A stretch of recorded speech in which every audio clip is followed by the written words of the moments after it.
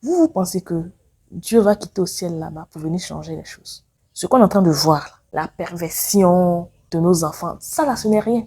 La Bible dit, vous êtes la lumière du monde, vous êtes le sel de la terre. Puis la lumière du monde est où?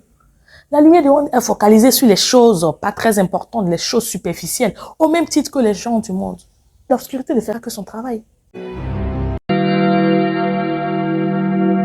y a quelque temps de cela, alors que j'étais sur les réseaux sociaux, j'ai vu une vidéo dans laquelle une petite fille d'environ 10 ou 11 ans, voire moins, expliquait à ses parents qu'à l'école, on lui avait parlé de comment on faisait les bébés. À la base, ce n'est pas mauvais d'expliquer aux enfants comment on fait les bébés, surtout quand ils posent les questions. Et c'est la façon dont on lui a expliqué des choses qui m'a choquée. On lui a tout dit. Pour une enfant de 10-11 ans, on lui a tout dit de comment l'homme et la femme rentrent dans la chambre, le bruit que ça fait quand on a des relations sexuelles. Et ça, ce n'est pas tout. Une autre fois, alors que j'étais toujours sur les réseaux sociaux, j'ai vu une page de livre qui a été publiée par un parent dans lequel on apprenait aux petites filles à se masturber. Une page de livre que je vais mettre là pour que vous puissiez voir. Et puis je me suis dit, mais où va le monde? Quelles sont les intentions des personnes-là qui veulent vraiment très vite sexualiser nos enfants? De toutes les façons, les enfants, ils vont grandir. Le sexe, ils vont s'intéresser à cela, ils vont se poser des questions là-dessus. Mais est-ce que c'est pour autant qu'on doit, dès le début, commencer à leur parler de sexe? Il y a des façons de parler de sexe aux enfants qui doivent être adaptées à l'âge. J'ai un enfant de 8, 9, 10 ans qui a du sexe, ça va choquer. Alors si ça va choquer, pourquoi on pense qu'il est vraiment très important dès maintenant de commencer à parler du sexe aux enfants, mais surtout de commencer à leur apprendre comment on a des relations sexuelles avec une autre personne. Le sexe, on peut en parler aux enfants, mais par rapport à leur propre corps. Ok? Mais pourquoi rentrer directement dans les histoires de comment on a les relations sexuelles? Et puis, je suis partie en bas lire un peu les commentaires pour voir la tendance. J'aime bien. Je vois beaucoup de chants. Mais Seigneur, viens à notre secours. Le monde est en train d'être gâté. Seigneur, qu'est-ce qu'on va faire? Vous pensez que Dieu va quitter au ciel là-bas pour venir changer les choses? Ce que vous avez vu là, c'est petit.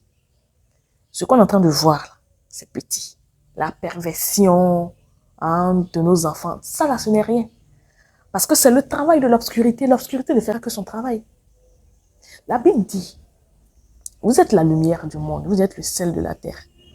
Et la lumière est censée venir éclairer là où il y a de l'obscurité.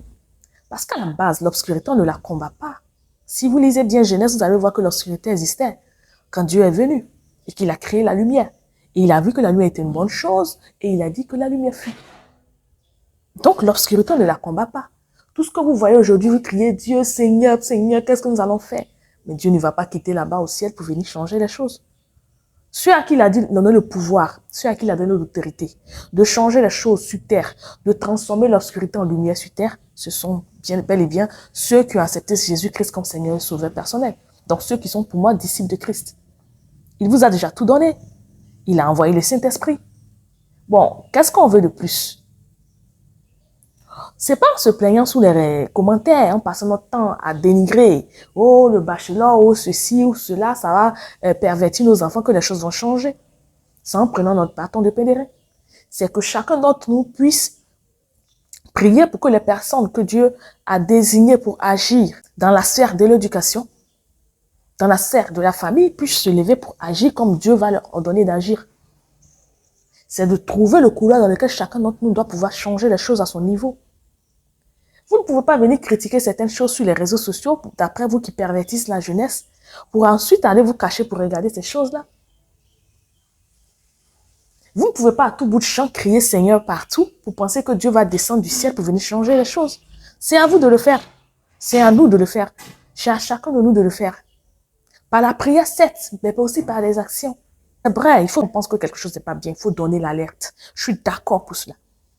Ce que je n'aime pas, c'est de finir de donner l'alerte, de se plaindre et de ne rien faire pour que les choses changent. Là, vous n'êtes en rien différent de ceux qui font les choses. Se plaindre, je le dis, surtout quand on est chrétien, ne change rien. Pourquoi, si vous êtes sur terre, vous êtes la lumière du monde, vous êtes le ciel de la terre, le sel de la terre. Comment est-ce que vous donnez de la saveur? Mais le sel de la terre est où aujourd'hui? La lumière du monde est où? La lumière du monde est focalisée sur les choses pas très importantes, les choses superficielles, au même titre que les gens du monde. Quand Dieu a dit, ne vous conformez pas au siècle présent, il n'a pas dit de ne pas porter les mèches humaines, de ne pas porter les habits du monde. Parce que de toutes les façons, en tant que chrétien, si vous ne créez pas votre usine d'habits, vous allez porter les habits créés par les gens du monde. Ce qu'il vous demandait, c'est de ne pas conformer votre mentalité à ceux de ce monde-là. On ne doit pas avoir, en tant que disciple de Christ, les mêmes besoins, les mêmes envies. En tout cas, quand on hiérarchise les choses, que les gens du monde. Mais aujourd'hui, on a les mêmes attentes que les gens du monde. Cherchez premièrement le royaume des cieux, sa justice, et le reste vous sera donné. Mais qu'est-ce qui est le plus important pour nous en tant que disciples de Christ? Nos propres besoins. Comment je vais me marier? Oh, le mariage, moi, on n'en parle pas. Ça, c'est le summum. La fin en soi pour beaucoup de personnes, surtout pour certaines femmes qui sont disciples de Christ. Comment je vais avoir du travail? Comment je vais faire mes enfants? Comment je vais vivre ma petite life, quoi, à mon niveau?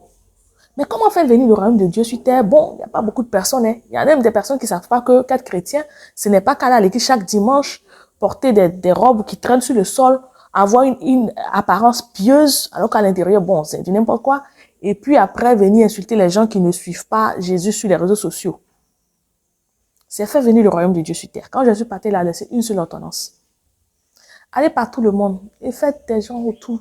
Mes disciples, mais c'est par l'amour qu'on va emmener les gens à Dieu. C'est par l'amour qu'on va être la lumière du monde, qu'on va éclairer le monde. Et c'est en prenant notre bâton de pèlerin. Vous avez vu ce livre que je vous ai présenté tout à l'heure.